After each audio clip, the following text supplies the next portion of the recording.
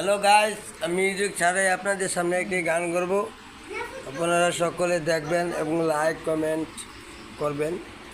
যদি কোনো ভুল ত্রুটি হয় সকলে আমাকে ক্ষমা চোখে দেখবেন। ওরে অন্তরেতে দাগ লাগাইয়া ওরে বন্ধু ও জামাই গেছ বলি রে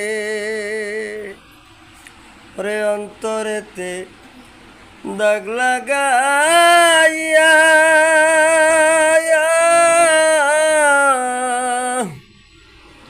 ওরে বন্ধু জামাই গেছ বলিয়া